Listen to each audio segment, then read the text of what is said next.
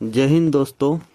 एक 42 साल की महिला होती है जो 20 साल की उम्र के एक लड़के से प्यार करने लगती है और इनके बीच में कई बार संबंध भी स्थापित होते हैं और वह महिला शादीशुदा होती है।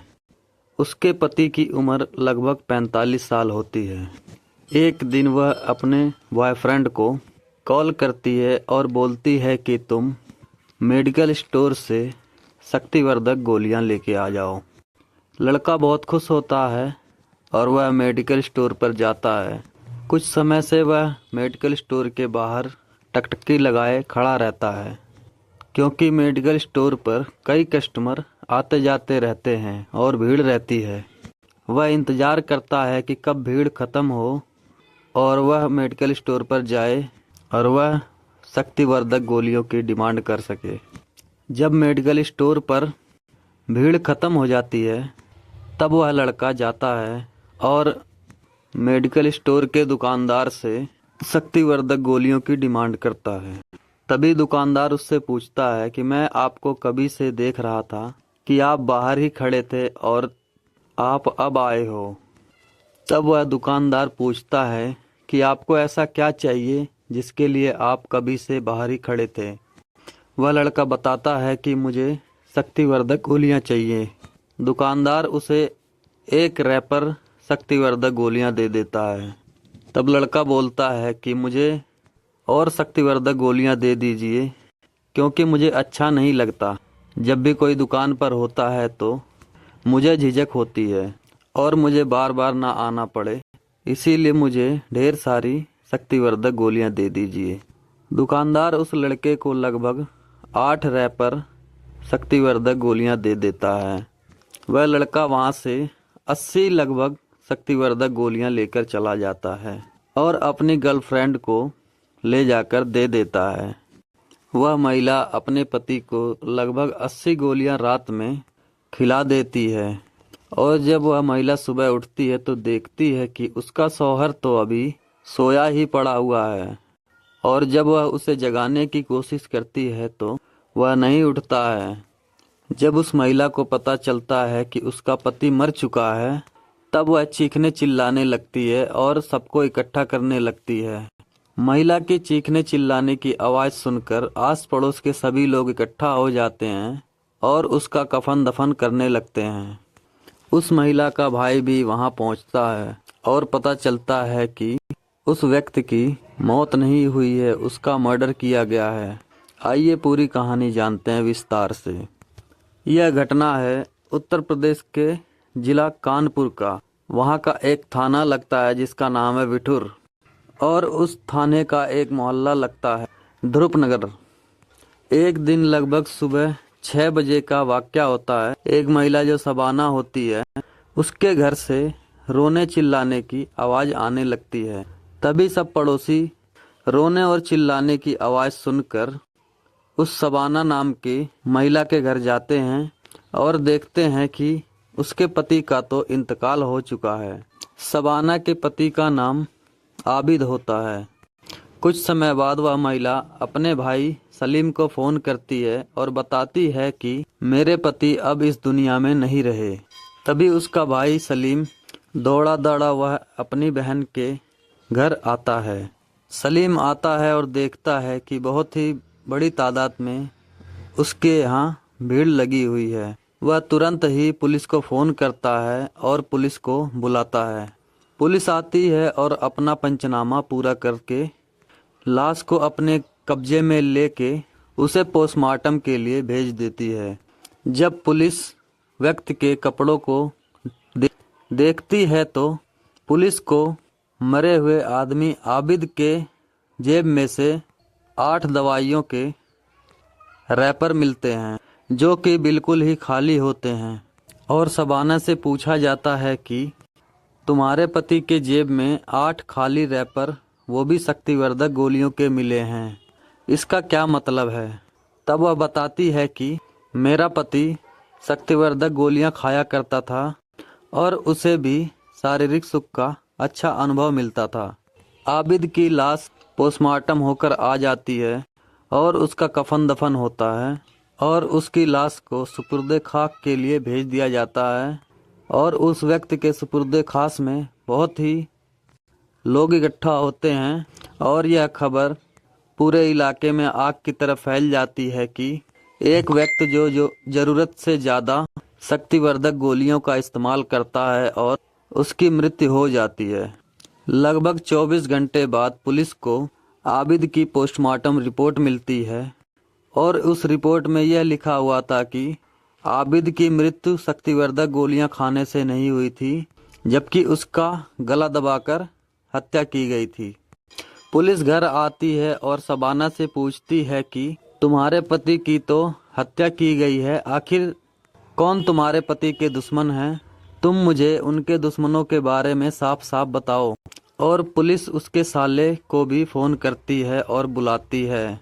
जब महिला से पूछा जाता है तब महिला बताती है कि लगभग 20 साल पहले वह इस जगह पर आई थी और अपना मकान इसी जगह ध्रुप नगर में बनवाया था और यहाँ आने के लगभग 3 साल बाद ही उनको एक बेटा पैदा हो जाता है। शबाना के लड़के की उम्र लगभग 16 या 17 साल इस समय होती है। पुलिस महिला से पूछताछ करती है। महिला कुछ बताती नहीं है, इसलिए पुलिस ने महिला का मोबाइल अपने कब्जे में ले लिया और शबाना के पति का भी मोबाइल पुलिस अपने कब्जे में ले लेती है। दोनों के मोबाइल की जांच पड़ताल होती है और दोनों के मोबाइलों का CDR रिपोर्ट निकलवाया जाता है। मरे हुए व्यक्ति आबिद के मोबाइल से कुछ ऐसा वैसा सबूत नहीं इकट्ठा हो पाता, लेकिन शबाना का मोबाइल ट्रेस किया जाता है और उसमें देखा जाता है कि शबाना एक नंबर पर सबसे ज़्यादा कॉल करा करती थी। लगभग कई घंटों तक उस लड़के से बातचीत हुआ करती थी और वह एक लड़के को सबसे ज़्यादा कॉल किया करती थी। उस लड़के की उम्र लगभग 20 साल होती है। तब पुलिस शबाना से पूछती है कि उन्नाव के रहने वाले रेहान उर्फ तालिब से तुम्हारा क्या संबंध है और तुम लगातार उससे बातें किया करती थी। क्या यह तुम्हारा कोई रिश्तेदार है या आबिद का रिश्तेदार है? शबाना कुछ बताना नहीं चाहती थी, मगर पुलिस के द्वारा दबाव दिया गया तो शबाना कुछ ऐसी बातें बताती हैं जिससे सबकी आंखें खुली की खुली रह जाती हैं। पुलिस रेहान के घर जाती है और रेहान को अपने कब्जे में लेकर पूछताछ करने लगती है।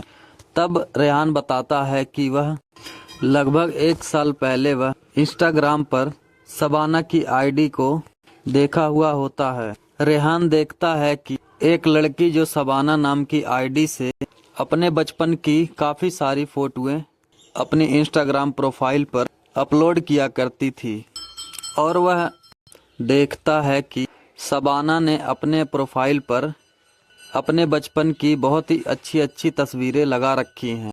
रेहान को लगता है कि वह किसी 18 से 20-25 साल की लड़की की प्रोफाइल की फोटोएं देख रहा है और वह उससे इंस्टाग्राम पर ही मैसेज और बात करने की कोशिश करता है और शबाना भी उस लड़के के मैसेज का जवाब देने लगती है और इनके बीच में कई महीनों तक बातचीत चलने लगती है और ये दोनों अपने फ़ोन नंबर का आदान प्रदान करते हैं और डायरेक्ट कॉल मिला दिया करते हैं और घंटों घंटों तक एक दूसरे को प्यार मोहब्बत की बातों में उलझा कर रखते हैं और इन दोनों का मन एक दूसरे से बहुत ही क्लोजली लग जाता है।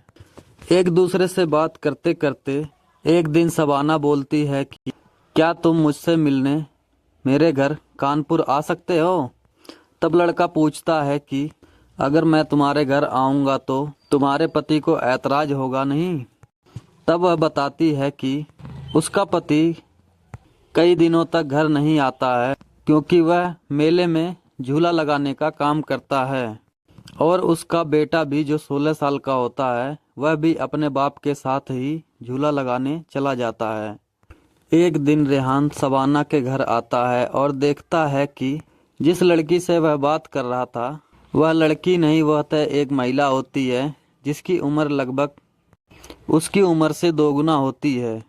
तब रेहान शबाना से पूछता है कि तुमने तो इंस्टाग्राम पर अपनी बचपन की फ़ोटोएं लगा रखी हैं और तुम्हारी उम्र तो लगभग 42 से 45 साल के बीच में है। तब शबाना बताती है कि प्यार तो प्यार होता है, प्यार उम्र देखकर नहीं किया जाता। दोनों को एक दूसरे की उम्र से कोई एतराज नहीं होता है। उस दिन के बाद से रेहान और शबाना के बीच में कई बार संबंध स्थापित होते हैं और ये दोनों एक दूसरे को बहुत ही ज़्यादा प्यार करने लगते हैं। इनका प्यार अब परवान पर चढ़ने लगता है।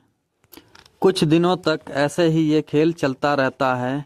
एक दिन शबाना बताती है कि वह अपने पति से बहुत ही परेशान है क्योंकि उसका पति उसे मारता पीटता रहता है और वह अपने पति से अलग रहना चाहती है मगर और चाहते हुए भी अलग नहीं रह पाती है। तब शबाना अपने आशिक रेहान से बोलती है कि क्या तुम मेरी मदद कर सकते हो। तब रेहान शबाना को आश्वासन देता है कि मैं तुम्हारी मदद ज़रूर करूँगा और वह अपने दोस्त को बताता है कि कुछ इस तरह की बातें हैं। उसके दोस्त का नाम विकास होता है। इन दोनों की दोस्ती कुछ साल पहले दिल्ली में हुई थी मगर विकास को खाना बनाने का काम लुधियाना में मिल जाता है और वह कुछ समय से लुधियाना पंजाब में ही रहा करता था। रेहान विकास से बोलता है कि क्या तुम मेरा साथ दोगे? अगर तुम्हें पैसों की कमी होगी तो मैं पैसों की कमी पूरी करवा दूंगा। रेहान ने शबाना को अपने दोस्त विकास के बारे में पूरी जानकारी दी। रेहान और शबाना के द्वारा विकास को बुलाया जाता है।